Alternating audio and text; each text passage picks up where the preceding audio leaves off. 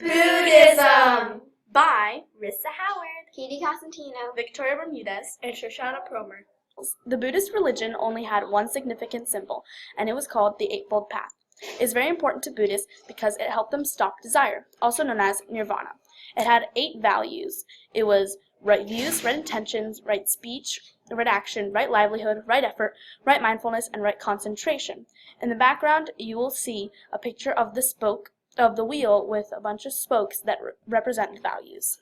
Colors. These colors include black, yellow, green, red, white, and blue. All of these colors, except for black, which represents darkness and hate, represent a Buddha.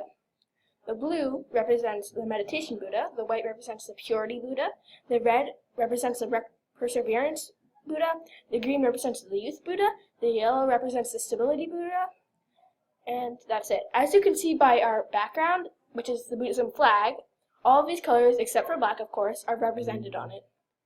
On this flag in Buddhism, the colors are blue, which is Nila, yellow, which is Pita, red, Lokita, white, Odata, and orange, Manjesta. They all represent something important to the Buddhists. Four Noble Truths. The Four Noble Truths are what Buddhists believe in.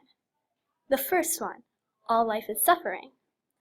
There is a cause, which is the second one. The cause of suffering is desire. The third noble truth is by stopping desire, suffering also stops. And so life on earth will be better. And then the fourth noble truth is by following the Eightfold Path, as Victoria explained, desiring will stop. So that's how you do the noble truths. And it's what the Buddha believed in and what the Buddhists believe in. The 3 forms of suffering are age, sickness, and death. The story goes, according to Buddha, Prince Siddhartha, or Buddha, was out in the world when he saw a man, weak and tired. Someone told him that the man was old. The next day, the same man was groaning in pain. The person told the prince that he was sick, and on the 3rd day, the final day, Buddha saw the man wrapped in cloth and being carried around. The man from the day before said that he was dead, and that someday the prince would be too. This is why these are the 3 forms of suffering. He decided that if you didn't follow the Eightfold Path and the Four Noble Truths, you would suffer from these things, AIDS, sickness, and death. This is why he created the Four Noble Truths. Siddhartha Gautama.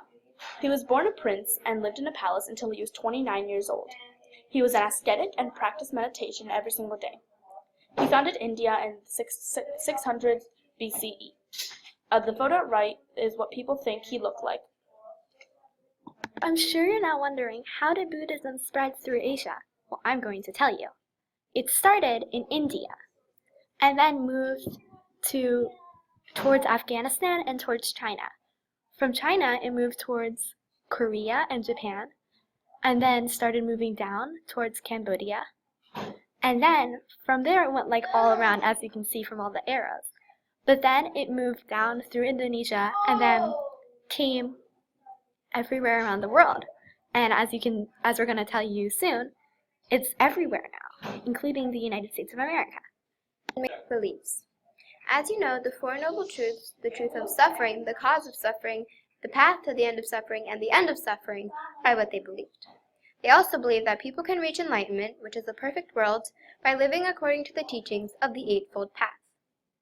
If you don't know, a tenet sums up the basic foundation for a religion. They believed in karma, which is if you do good, good will be brought to you, while being bad will bring bad to you.